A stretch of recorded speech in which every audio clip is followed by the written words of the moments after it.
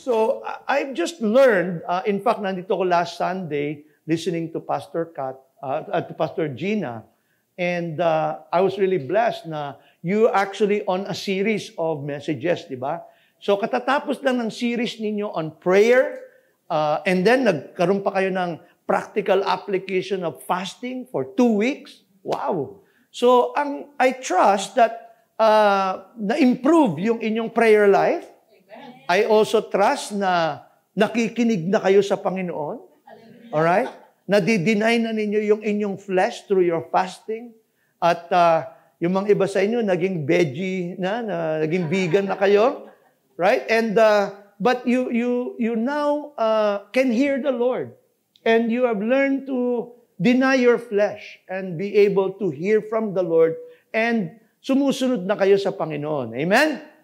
So, ang tanong ngayon is, what do you do from there? Hindi naman lang tayo pwede mag-pray, mas wala naman tayo gagawin.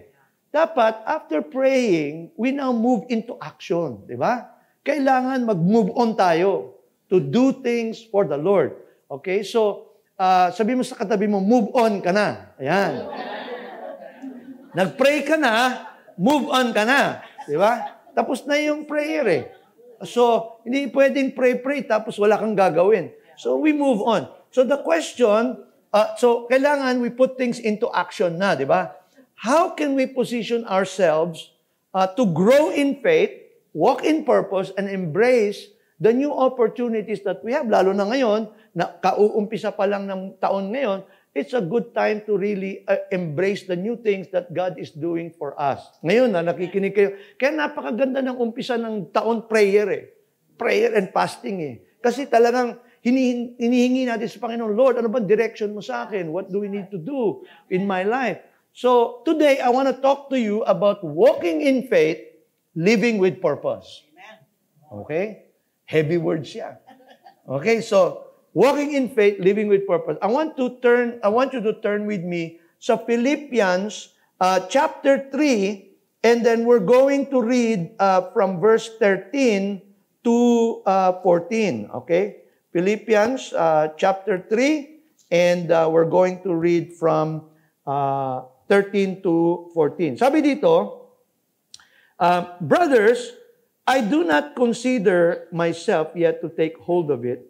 But one thing I do, forgetting what is behind and straining forward toward what is ahead. I press on toward the goal to win the prize for which God has called me heavenward in Christ Jesus. So God bless His Word. Ang magiging focus natin sa ating discussion today is basically that last statement that He said, I press on toward the goal to win the prize for which God has called me heavenward in Christ. Now, we know, just a little bit of a background for all of us, na this book was written by the Apostle Paul, who was imprisoned dahil sa kanyang faith. Okay? So, kinulong siya, and he was now awaiting for his sentence na papatayin na siya. So, he's gonna die eventually. So, he's writing this with that in mind na eventually, mamamatay na siya. So, anong ginagawa ng taong mamamatay na? Okay? Nagbibilin, di ba? Nagbibilin na siya, basically. Kasi alam niya, mawawala na siya, at nagbibilin na siya sa mga disciples, to the children of God. So, he's now giving this, knowing he's at the end of his life, Paul shares the key or keys to the fulfilled life. Kumbaga, parang sinamarize na niya yung buong buhay niya sa mga dinaanan niya, nadanas niya. And now, he's sharing na ano yung mga principle that you can use in your life that I have applied. Kumbaga, sinasabi ni Paul, ito yung ginawa ko sa buhay ko. Alright? And I'm just sharing that to you para makita nyo what it means to live a life for God. Okay? So, kaya yung sinabi niya, kaya sabi niya, ano natin dito, I want to focus on that. I press on toward the goal. Kasi si Apostle Paul, kahit na mamamatay na siya, parang sinasabi niya, ito yung goal ko. Alright? Talagang ito yung aking hinahabol sa aking buhay. Alright? So, before we can press on, it is important kung kung mag-move on tayong ganyan na I press on. it's important to always be reflecting on the past. Okay? Kailangan, bago tayo makamove on, tumingin muna tayo, reflecting on our past. It's important to look back and evaluate, di ba, our lives in the past. Anong nagawa natin? Kasi we can make better decisions, better choices, when we first evaluate all the things that we've done. The good and the bad. You know, kasi kailangan natin evaluate. There are things, I want to be practical with you. There are things that you need to stop doing. Tama ba? Pag dinignan mo yung mga past mo, sabi mo, may mga bagay sa past mo na hindi mo nagagawin ngayon. There's things that you need to stop. Ayoko nang gawin yung mga ginawa ko noon na mali. Yung kasalanan, I need to stop. Yung mga maniobra, yung mga kung ano-anong ginagawa ko noon na mali, I need to stop. Meron naman mga bagay, as we evaluate the past, there are things naman that we need to continue. Ipagpatuloy mo, di ba? Kasi may mga good things na ginawa. Hindi lahat ng past, wala na. No. May mga things na you need to continue. Yung katulad nating prayer. Magpatuloy tayong mag-pray. Magpatuloy tayo magpasalamat sa Diyos. Magpatuloy tayo sa passion natin sa Panginoon, sa pagsiserve sa Panginoon. There's things to continue, and then there are things naman that we need to start. Di ba? Yung hindi mo pa nagagawa, kailangan namang gawin mo na. O, dati ka nang hindi nagla-life group. Umpisa ka na ngayon uli. Di ba? Dati kang nagiging MIA, missing in action ka all the time. O ngayon, dumating ka na, bagong taon na ito. O di, balik ka na, di ba? Balik ka na sa church. Gawin mo na yung dapat mong gawin. So there are things you start doing. Hindi ka nagla-life group, mag-life group ka na. Hindi ka nagpe-pray, mag-pray ka na. Hindi ka nagre-read ng salita, mag-read ka na. Di ba? Yung hindi ka nagpapatawad, magpatawad ka na. Hindi ka nagmamahal, magmahal ka na. Di ba? Yung mga bagay na kailangan mo namang i-start. So kaya kailangan mag-evaluate. Alright? And one of those things that as we remember and we reflect in the past, we need to remember God's faithfulness. Okay? Tandaan natin yung faithfulness ng Panginoon sa buhay natin. Okay? Huwag niyong kakalimutan yan. Na God has been faithful to you. Right? Napaka-faithful ng Panginoon. Kahit na hindi tayo faithful nagbi-missing in action tayo, pero Panginoon, gusto natin, nandiyan siya parati. Di ba? He's always there. He never leave you nor forsake you. Pero tayo, we leave Him sometime. Di ba? Hindi tama. So, we need to remember God's faithfulness. Psalm 103 verse 2, sabi dito, praise the Lord, my soul, and forget not all His benefits. David had to cry out to God to command his soul to never forget the benefit that you have from God.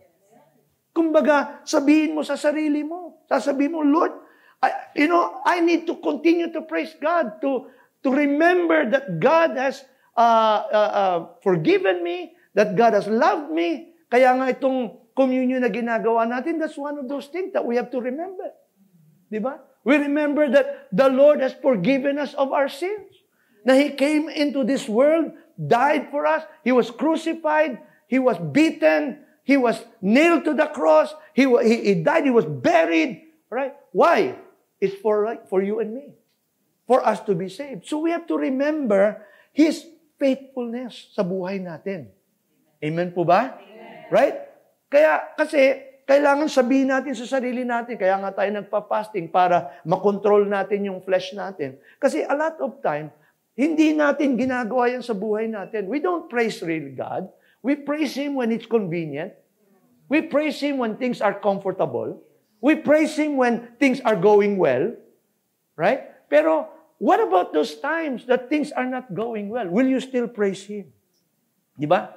So, reflect on those things kasi yung provision ng Panginoon, protection niya, yung guidance niya throughout the year na ginagawa niya sa inyo. Alam mo, sometimes may mga bagay na ganun, maliit na bagay na hindi mo naiisip. Kasi everyday, nandoon na lang. Naiisip ninyo ba na pag gumising kayo sa umaga na, thank you Lord na may hinga pa ako, pwedeng hindi ka na gumising, di ba? Di ba? Pero hindi natin naiisip na yon, di ba? That God gives you breath. that God gives you life.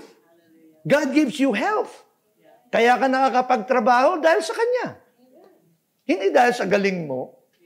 Kasi kung napilayan ka na, nagkaroon ka na ng problema sa buhay mo, hindi ka na makapagtrabaho. Right? So, remember the faithfulness of God. His forgiveness, His healing, His salvation. Alright? And then, we need to, of course, celebrate natin yung mga goodness ng Panginoon sa buhay natin. You know, He never abandoned us. Pero, the other thing na dapat natin gawin is, release what weighs you down. I-release mo na yan. You know, kapatid, yung mga burdens na kine-carry mo noon pa, it's time to release it. Okay? I-give up mo na yan. Huwag mo nang dalhin. Yung last year pa, huwag mo nang dalhin dito sa 2025 na. Yung mga mabibigat na dinadala mo. Alright? Ibitawan mo na yan. Okay? Sabihin mo sa katabi mo, give up mo na kapatid. Okay? I-give up mo na yan. Alam mo, sabi ni Paul, forgetting those things that are behind. Yung mga things na yun na sinasabi, yung mga bagay na nakasakit sa kanya. Yung mga bagay na na-experience niya, na shipwreck siya, kinulong siya, binit siya, may mga nag-taksil sa kanya. Tama ba yun? Yeah. Yung mga nag-betray sa kanya. Di ba may mga, there were a lot of things that he experienced. Pero we need to release all of that. Those things that are behind, and lift off those burdens. Huwag mo nang kargahin yun, kapatid. Kung anong bigat noon, some of us, marami tayong mga hurts, marami tayong mga disappointment, and I know that sometimes, you know, being in the ministry for some time, there are people, sometimes I talk to them, hey, ayaw nang mag-serve, kasi nasaktan sila ng pastor nila, o nasaktan sila ng church nila, for whatever reason, ayaw na. Alright? So, dala-dala nila yun. Kumbaga, they never want to release it. They don't want to let go of those hurts, disappointments. Yung mga bagay na nakaka-bring down sa kanila. Kaya sabi dito ng writer ng Hebrews, let us throw off everything. Kita mo, everything. That what? Hinders. And the sin that easily entangle. Alam mo yung entangle? Yun yung napulupot ka eh. Parang hindi ka makagalaw na, kapit yun, whatever. So, na-entangle ka, right? And hindi ka na makagalaw. So, hindi ka makamove forward. Kaya, sabi dito, throw off everything. Kasi may mga bagay talaga sa buhay natin na nakakahinder sa atin sa pagsisilbi sa Panginoon. Okay? Let go of regrets. Yung mga failures, di ba? Na mga nangyari, kasi nagkamali ako, ganyan ngayon, ayaw mo na mag-serve kasi nahihiya ka. No, forget that. Move on. Di ba? Forget those failures, yung mga naghihinder sa ating spiritual progress. Di ba? Kung meron kang boyfriend o girlfriend na nakakahinder sa iyo, let go! Ano? Amen ba? Kasi nakakahinder, sinasabi ko na, meron naman na dinadala ka sa Diyos, di ba? Right? Napapalapit ka. Pero kung nahihinder ka, ay let go. Di ba? Kasi nasa Lord ka na babalik ka pa. Di ba? So, the other principle na dapat natin makita, not only do we reflect on the past, we need to refocus on God's purpose. Refocusing tayo ngayon. Okay? Sabi mo sa katabi mo, refocus ka, kapatid. Mag-refocus ka. Okay? Pero ang refocus mo dito, God's purpose. Okay? God's purpose yan. Kasi may purpose ang Panginoon sa'yo. Did you know that? Alam nyo, at one time, nakukwento ko ito. Alright?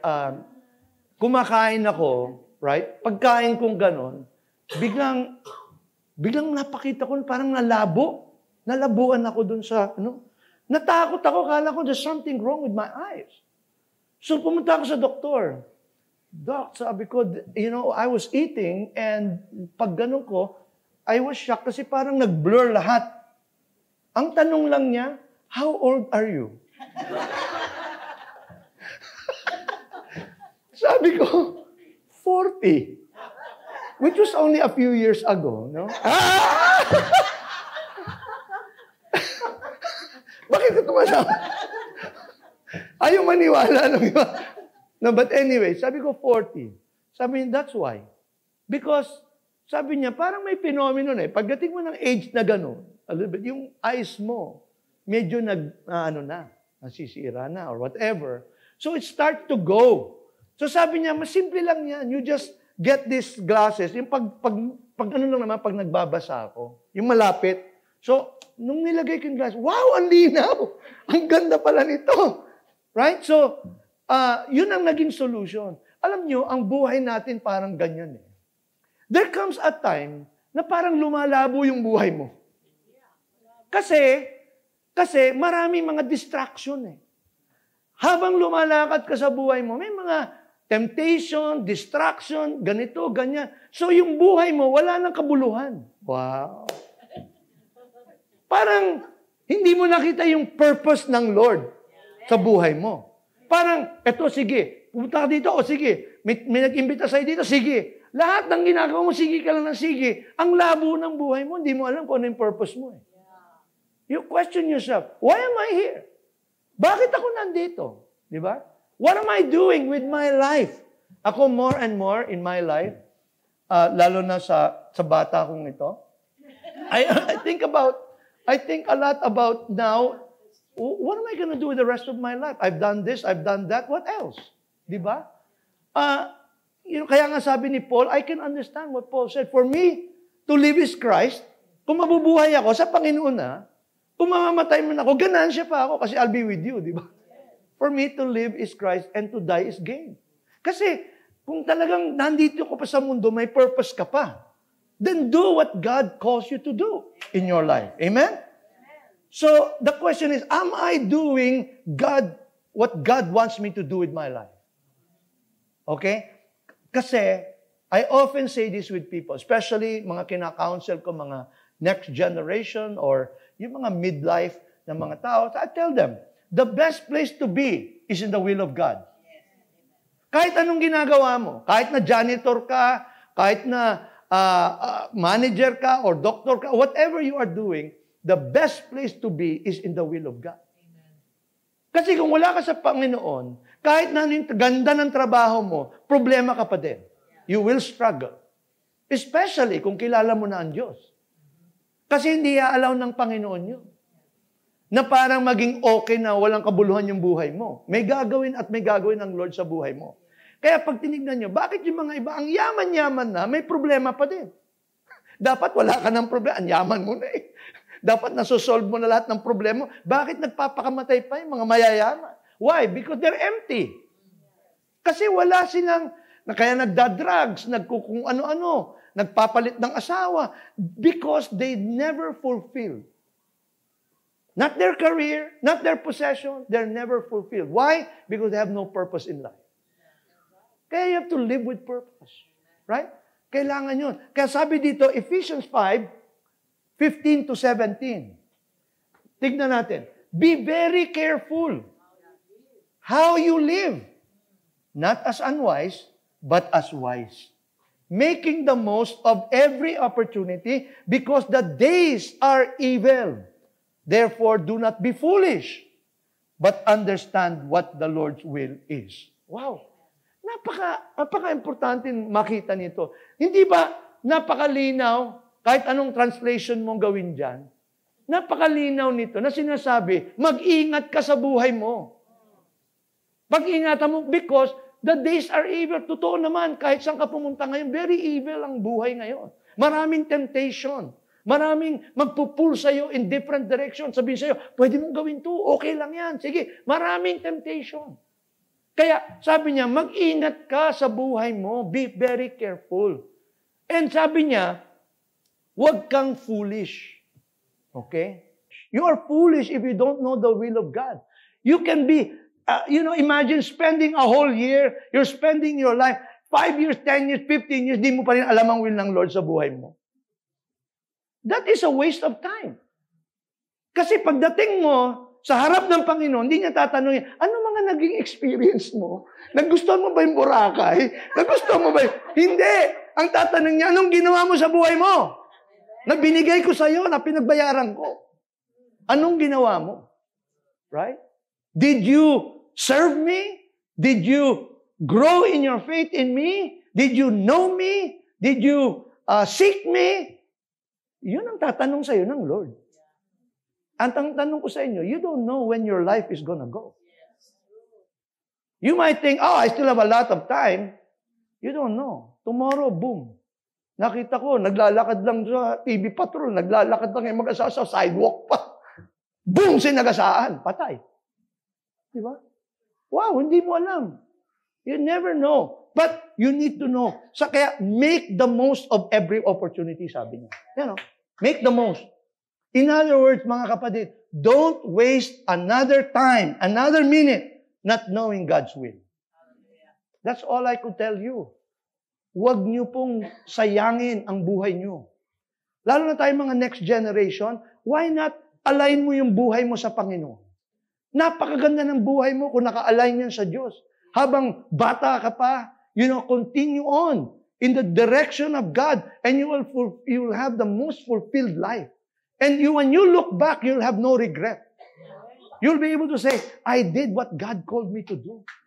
Kaya kita mo yung asawa ko, pogi, ang ganda ng asawa ko, yung bahay na binigay ng Panginoon, the provision. You can look back and say, all of this is because the Lord was with me. Amen. Diba? Yun ang dapat nating iniisip. Okay? So ask the question, ganito lang yan mga kapatid, simple lang eh. Tanong ng tao, how do you know the will of God? Paano mo malaman na sa Panginoon ka? Simple lang kapatid. Okay? I'll tell you, how do you know you're in the will of God? Ganito lang question. Every time gagawa ka ng desisyon, whether it's financial decision, major decision, career decision, relationship decision, kahit anong decision gagawin mo, dalawa lang ang tatanong mo. Number one is, you say, eto bang decision na to, eto bang gagawin ko, will bring me closer to God or away from God? Tapos. Yun lang yun, di ba? Dalawa lang naman yan eh. Will this bring me closer to God or away from God? Yun lang yung tanong dapat natin. Now, kasi, sinabi ng Panginoon, I have given you life and death, blessing and cursing, pero choose life. So, ibig sabihin, pipiliin mo yung tama sa Panginoon. So, what He's saying to us, you have only two choices, really. Parating tatanungin mo yun. Pagka magagawa ka ng career decision, will this career bring me closer to God or away from God? Yun lang yan. Pipili ka ng mapapangasawa mo. Ang tanong mo, eto bang taong ito, ilalapit ako sa Diyos o mapapalayo ako sa Panginoon? Yun lang yun eh. Kasi kailangan natin, tinitignan natin yung mga decision. Otherwise, you're foolish. Di ba? You're being foolish because you don't know the will of God. Napakasimple lang naman ang sinasabi ng Panginoon. If it takes you away, it's not God's will.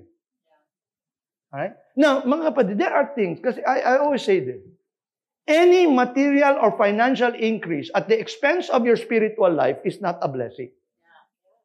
Okay? So, halimbawa, pinagpala ka, pero napalayo ka naman sa Diyos, hindi blessing yan, kapatid, because it never God's will na mapalayo ka sa Kanya. Kaya nga niya, pinagpapala ka para may time ka sa Kanya. So that He'll take care of your needs. Di ba? Yun nga yun eh. Kaya nga sinabi niya sa Matthew 6, sabi niya, huwag na kayong mag-alala, seek first the kingdom of God. Don't worry about this kasi your heavenly Father will provide you. Sinasabi niya sa mga disciples, so isipin na lang ninyo, mag-serve kayo sa akin and I will take care of the rest. Yun ang sinabi niya. Okay? So, in other words, mga kapatid, we always have to think, okay, na kung itong ginagawa ko, is it bringing me closer to God or away from God? Now, kailangan i-adjust mo, i-align mo yung buhay mo. Hindi ang Lord ang mag-a-align sa sarili niya, sa iyo. Ikaw ang mag-a-align sa Kanya. Amen? Dapat natin ganun yun. So, dapat maintindihan natin, ito ba blessing o ano? Kasi, a person can give a testimony, nako, Pastor, blessed na blessed ako, hallelujah, nag-increase ako, na-promote pa ako, tapos ang dami kong bonus, hallelujah. Pero hindi ako makarating sa Sunday, ha? Hindi rin ako makakapag-Bible study. Hindi rin ako makaka-life group. Hindi rin ako magkaka-time ng prayer. Kasi po, napakaganda ng blessing ko. Imagine that. Do you think the Lord will be pleased? I don't think so. Because God's purpose and plan for you here is to bring you close to Him. Amen. Kaya nga siya nagpangamatay pa para ma-reconcile ka sa Kanya. Tapos gagawang ka ng Panginoon, ibig mong sabihin, bibigyan ka ng Lord ng something para malayo ka sa Kanya? No. He will never do it. Never God's will.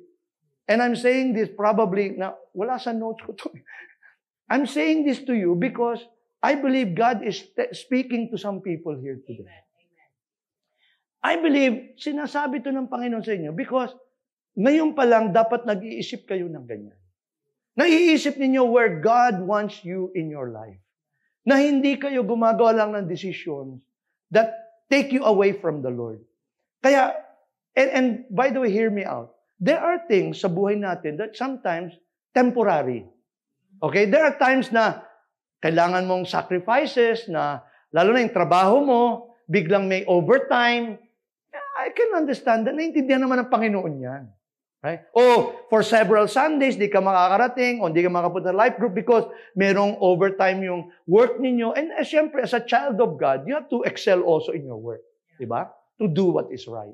So, okay lang yun. Pero kung yun ang hinahangad mo, parati ka nang wala doon talaga, yun ang talagang gusto mo, mali na yun. That is not God's will for you. Okay? So, dapat hindi ka natutuwa. Dapat, kung nandoon ka man, napunta ka man doon sa ganung sitwasyon, hindi ka dapat natutuwa doon. Na parang, inokay mo na yon. Dapat, you always praying, God, take me out of this. Di ba? Because I know this is not your will sa buhay ko. I know your will for me is to draw me close to you. Kinakanta pa natin yan eh. Draw me close to you. Tapos pag Sunday, nasan ka? Nandun sa mall, nandun sa draw me close to you. Yung pala yung shopping ang ginagawa ng draw close. Okay, kaya dapat mga kapatid, seek God's direction. Alright? Sabi yan to Proverbs, trust in the Lord with all your heart, all not part, and lean not on your own understanding. In all your ways, submit to Him, and He will make your path straight. So in other words, i-commit mo yung plans nyo sa Panginoon. Kung may plano ka, meron kang opportunity, meron kang job opportunity, or whatever, always commit the plan to God. Lord, ito yung plano, will it bring me closer to you? I submit it to you. Anong ang dapat kong gawin sa sitwasyon na to? And I'll tell you something, the Lord will not ever give you something that is away from you, from Him. Kaya sabi niya, don't lean on your own understanding. Kasi yung understanding mo is for yourself. Di ba? Pagpalain ka. Magkaroon ka ng ano. Yun ang understanding mo. Pero sa Panginoon, hindi yun. Okay? So trust sa Panginoon. You trust Him. Align your goals with God. Sabi mo sa katabi mo, trust the Lord. Yan. Okay? Align your goals with His will and purpose for your life, and you will be successful. Mga kapatid. At sabi niya, your path will be straight. Yung word na straight dito, hindi yung straight na geometric straight o linear straight. Ang ibig sabihin dito ng straight, correct. Yung tamang path. God will give you the correct path in your life. Hindi kanya ilalagay sa mali ng Panginoon. His plans are always perfect. Right? And there are things that we do, there are things that seems good to a man, but it leads to destruction. Pero ang Panginoon, ang ways niya is okay. So, wag po tayong ma-afraid to step into the direction of God for you. Yung may mga bagay na, hindi mo pa nagagawa before, but maybe start doing something by faith sa Panginoon. Kung tinatawag ka ng Panginoon for something, step out in faith. Don't be afraid to do that. Right? Submit it to God and you will be in the right path. Amen? At tapos, kailangan i-cultivate mo a heart of gratitude. Kasi kung nakapokus tayo sa purpose ng Panginoon, matuto tayong magpasalamat. 1 Thessalonians 5:18, give thanks in what? All circumstances. For this God's will for you in Christ Jesus. Anong will ng Lord? Give thanks. So hindi mo na kailangang isipin pa, ano ba ang will ng Lord? Give thanks ang will ng Lord. Magpasalamat ka sa natatanggap mo. Develop a mindset that recognizes God's goodness daily in your life. Gratitude strengthens your faith and fosters the hope for the future.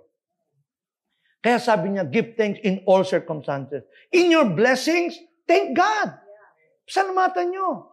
Pag binigyan ka ng promotion ng Panginoon or increase, learn to thank the Lord. Hindi dahil sa ability mo, hindi dahil sa connection mo, hindi dahil sa open doors na binigay sa'yo. No, it's because of God sa buhay mo.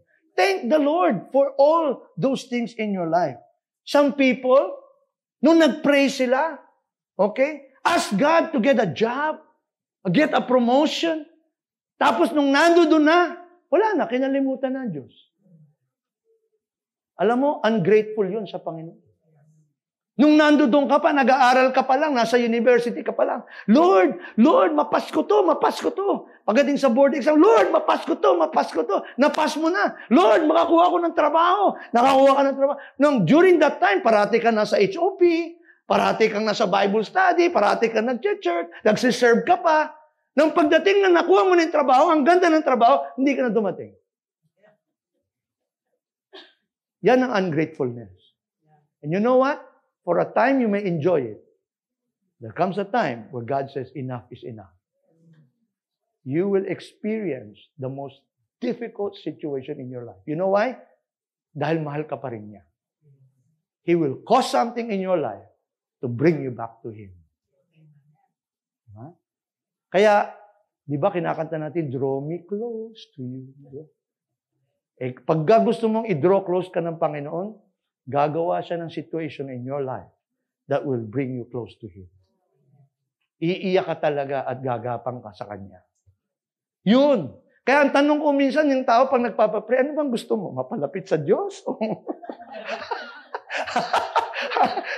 Kung gusto mo mapalapit sa Diyos, baka kailangan tanggalan ka ng trabaho. Di ba? Kasi yung life mo, ang layo eh. Kaya tanong, talaga bang gusto mo maging mapalapit sa Lord? Because the ways of God will be different. Amen? So, you know, when they receive it, sometimes nawala. Kakwento ko ba sa inyo yun? There was a member before in our church, bagong dating sa Canada. Nung dumating siya, sabi niya, dinadala siya, pinipick up siya, dinadala sa church. Dating siya ng dating, very excited siya. He's a guy, no? Dinadala siya. Tapos, nagsabi niya, Pastor, pwede ba pag-pray niyo, magkaroon naman ako ng trabaho para naman, you know, I can also give, ganun. Sige, pinag-pray siya. Ayun, nagkaroon ng trabaho, tuwan-tuwa, very happy, dumadating sa church. Sinusundo pa rin siya, ganun. Sabi niya, Pastor, pwede ba pag-pray niyo na medyo tumaas yung income ko, makabili naman ako ng kotse. Yeah. Para naman hindi na siya susunduin. Ganun. Ay, sige, pag-pray natin. Siyempre tayo, we always pray. Ngayon, nagkakotse siya. Hallelujah, praise the Lord. Hindi na namin nakita. Wala. Serious, totoo ito ha. We never saw this guy.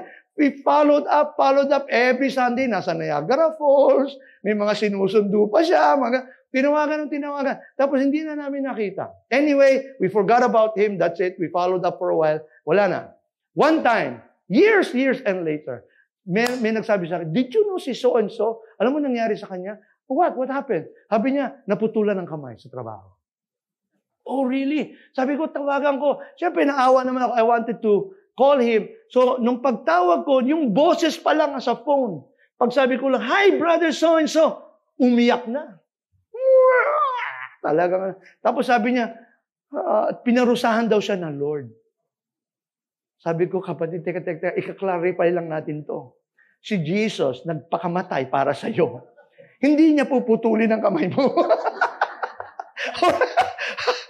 Hindi niya gagawin yun. Nagpakamatay nga siya para sa iyo eh. Ang nangyari sa iyo, nawala ka sa protection ng Panginoon. Kasi lumayo ka sa Kanya eh. So, clarify lang yun. Hindi ang Lord gagawa sa iyo ng ganon. Kasi pag lumalayo tayo sa Panginoon, wala tayong protection. Kumbaga, nakakakita ba kayo sa mga gate? Enter at your own risk. May mga ganun, di ba? Bahala ka kung anong gagawin mo dyan. I-allow ng Lord dyan. Okay? So, not to acknowledge Him and serve Him is ungrateful. Maging ungrateful tayo. But when we thank the Lord and we honor Him, yan ang grateful tayo. Di ba? Hindi lang sa material things, but in all things. Sabi ito, Ephesians 5:20, always giving thanks to God the Father for what? Everything in the name of our Lord Jesus. Thank God for every situation in your life. Alright? Alam mo, ang pinakamalaking problema natin sa mundo ngayon, ano ang tawag is entitlement. Yan ang pinakamalaking issue ngayon sa atin. Entitlement. Kasi, pagka entitled ka, hindi ka magpapasalamat. You're ungrateful because inisip mo, entitled ka dun eh. That is the killer for gratefulness, is entitlement. People will not be thankful when they feel entitled. Right? Ay, deserve ko to eh. Kaya ganito, dapat lang. Kasi nag-serve ako sa Panginoon. Dapat ganun. Kaya kailangan ganito. No, that being ungrateful. Right? Kasi entitlement. Kaya kailangan matutunan natin magpasalamat sa lahat ng bagay. Amen? Sabi mo sa katabi mo, give thanks to God. Alright? Appreciate what you have and where you are. Alam nyo kapatid, where you are today is because of the goodness of God. So be grateful. At hindi lang yun. There are people in your life that you should be thankful for. May mga tumulong sa inyo. May nagmalasakit para sa iyo. Be grateful for those people. May nag-advise sa iyo. May nag-counsel sa iyo, kaya ka nagkaganyan. Learn to appreciate and thank the people along the way. Amen? Alright? Nagiging ungrateful tayo when we don't recognize the blessing that we already have. Right? Pag God will continue to bless us when we are grateful. Amen? Amen. Right. And then finally, pressing toward the future. See, dapat mag-press on na tayo. Nothing happens when we don't press on. Itong time na to will just be the same as before. Unless you intentionally press on. Yung buhay mo, paikot-ikot na lang yan. Gulong ng pala. Di ba? Paikot-ikot na lang unless may intention kang baguhin yan. Kaya kung wala kang babaguhin this year, ganun din yan next year. Pag look out mo ng life, pareho pa din. Kasi wala kang binago eh. Dapat, baguhin mo na. Kung ganito yung takbo ng buhay mo noon, baguhin mo na ngayon. Press on to the future now. Sabi ni Paul, I press on toward the goal. Meron akong goal, I'm gonna win that prize. So may goal ako. Yung calling niya sa Panginoon. And kailangan din tayo, meron din tayong goal. Pero ang dapat natin, we set spiritual goals. Set spiritual goals. Without a goal, we will be wandering aimlessly. Kaya tayo, sabi ko, lumalabo yung buhay natin. Kasi, we're just wandering aimlessly throughout the year. So I'm not talking about just making resolutions, right? Kasi in resolutions are made to be broken. Maraming nagre-resolve, hindi naman ginagawa. I'm talking about measurable goals. Yung bang, ano ba talang gagawin ko sa buhay ko? May goal talaga ako. Pero yung goals na yun na real, measurable, and sabi dito, Colossians 3:2, set your mind on things above, not on earthly things. Alam natin, it's obvious, all of us here would have career goals. It's obvious. Meron kayong financial goals, meron kayong career goals. It's not wrong to have that. Kaya lang, i-balance natin. Kasi many times, we have career goals, financial goals, pero wala tayong spiritual goals. And yet, ang sabi dito, ang unahin mo, yung spiritual goals, the things that are above, not the earthly things. Pero sa atin, earthly things ang ginugol natin. Pero wala tayong goal on the spiritual thing. Right? So we need to set those goals. Christians must keep their eyes on Christ. Kaya sabi niya, seek first the kingdom of God and His righteousness. Hindi natin pwedeng burahin sa scripture yan. Seek first the kingdom of God. Kaya yung sinabing first, hindi niya lang sinabing seek the kingdom of God. Di ba? Pwede naman sabihin lang niya seek the kingdom of God. Tama yun. Pero nilagyan niya ng first kasi alam niya ang tao kailangan ng priority ibigay. Kaya sabi niya, okay na isik mo yung kingdom pero unahin mo siya. Seek first the kingdom. Kasi pwede siyang last eh. Sinisik mo yung kingdom pero last.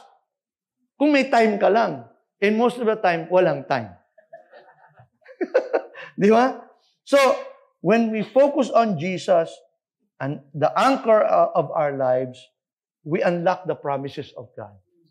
Kaya, ang goal nyo ngayon, strive to grow in your spiritual goals. Strive to grow in prayer. Measurable yan. Am I praying more this year than I'm... Dati, ang prayer ko lang yung sa pagkain. Ngayon, humahaba na. Puro grace lang yung prayer ko. Ngayon, pwede na ako mag-pray ng other things. So, i-increasean mo, di ba?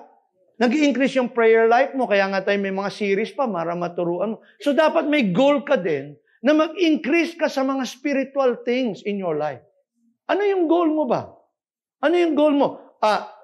Are you reading the Word of God? You have a goal. Na everyday ngayon, magbabasa ako, 1 chapter a day. Oh, measurable yun. Di ba? Measurable yung goals mo na. Spiritual goals, pero measurable. Alam mo na ginagawa mo. Kaya nga merong mga app na pwede mong sundan para ma-measure mo kung nagagawa mo. That's to help you. Right? So, may mga ganun measurable goals. Bible study. Alright? Yung pagpupunta sa life group, those are measurable. Sabi mo, before, makakarating lamang ako once a month. O ngayon, every week na ako nandun sa life group. O, di ba? Measurable yun. Na pwede akong pumunta linggo-linggo, hindi lang once a month. Okay? Ganun din sa pag-attend sa church. Right? Dati, twice a month lang ako makarating. Ngayon, linggo-linggo na. Sumusobra pa, kuminsan 7. Diba? O, kasi talagang gustong-gusto mo sa Lord, right? Meron ka pang afternoon. Diba? Okay. Prioritize the things that are spiritual. That's the most important thing you need to know. Okay? Kasi all things will pass away except the word, the promises of God. And then finally, walk by faith and not by sight. Are you still with me? Okay. Finally, walk by faith, not by sight. If you're walking and living with the purpose of God in your life, you're walking in faith. Walk by faith, not by sight. Sabi dito, for we live by faith, not by sight. So exercise niyo yung faith niyo and believe God for His promises. Nothing is impossible with God. Amen po ba? Naniniwala po kayo doon? Yes. Nothing is impossible with God. So teach your family, teach your children to have faith in God, to believe God. Teach yourself to believe God. Na hindi kayo madi-discourage, but you continue to believe God that He can do all things. Whenever you are faced with life's challenging situations, you always have to look above and beyond. Kaya sabi niya, look at, the things that are above. Think on those things. Kasi, pag meron kang situation, see things beyond. Right? Kung wala kang pera, makita mo na ang dami mong limpak-limpak na pera. You're walking in abundance. See yourself in that. Right? You're unemployed, see yourself employed. Right? If you are sick, see yourself healed. God's healing me. Diba? So, you are walking by faith, not by sight. Hindi yun sa nakikita mo. You're believing God for the greater things. Right? Kung meron kang kaaway, see them as your friend. Diba? Kaya mo mamamahal siya. Sabi nga ng mag-asawa, sabi ng isa, if you cannot love me as your husband, then love me as your enemy. Oh, scriptural pa din. Diba? So, we need to do those things. Set your mind things above. And the truth is, those things do not define you. You are still a child of God. And as a child of God, you are above, not below. You are the head, not the tail. You are more than a conqueror. You are a champion. Ayan, di ba? Amen po ba? We can trust in everything, in our situation sa buhay natin. Oh, na-pull ko ba itong ano ko? I think I pulled it. All right. There you go. We can trust that God will carry us through whatever situation we're going through. Exodus 19:4. Just a couple more verses. You yourself have seen what I did to Egypt and how I carried you on eagle's wings and brought you to myself. Sinasabi ng Panginoon, you're reminding Him that what happened through Moses, na yung time na yon that they were going through difficulty in the desert, sabi ng Panginoon, I carried you on eagle's wings. Okay? So in the midst of trouble, God carries us on eagle's wings. Alam niyo ba kung bakit eagle ang ginamit niya at hindi parrot? Kasi yung mga eagle, by nature, when they soar, yung wings nila, pagdating ng storm, they lock. And so yung, pag nakalock na yung kanilang, yan ang kinokopya ng mga eroplano. Pag nakalock na yun, pagdating ng hangin, instead na mabumagsak sila, they soar above. Kaya kapatid, when there is a storm, you soar above. Amen. Right? That's why you're on eagle's wings. You draw close to God. You see the things in the perspective of God, not the things from below. Nagiging iba yung pagtingin mo at pagtanaw mo. Because God carries you. Amen. Yung mga problema mo, nakikita mo na, hindi lang problema na dumating sa iyo, but nakikita mo na, ito pala para mapalakas ako ng Lord. Ha? Yung pala, nagka-problema ka sa finances mo, tinuturuan pala ako ng Lord to be a good steward. So nakikita mo yung bigger perspective because God carries you on eagle's wings. Alright? So mga kapatid, remember, as you go through this itong taon na to, na January, February pa lang yun. Okay? Let us embrace this time with hearts full of faith and expectancy. Ito, last verse, remember the word of prophet Jeremiah. During the time when Israel fell under Babylon, ang sabi niya dito, because of the Lord's great love, we are not consumed. For His compassions never fail. They are new every morning. Great is your faithfulness. Tama ba? Amen? So mga kapatid, just as the morning brings new mercies, ito ring mga time na ito, God gives us fresh opportunities to be closer to God. Kaya, ngayon pa lang, bigyan natin ng time na mapalapit ulit tayo sa Panginoon. Whatever na nangyari sa buhay mo, whatever that went on in your life in the past, tinatawag ka ng Panginoon uli ngayon. Hindi aksidente na nandito kami. Yes. Diba? Because the Lord is so good that He wanted you to hear the word today.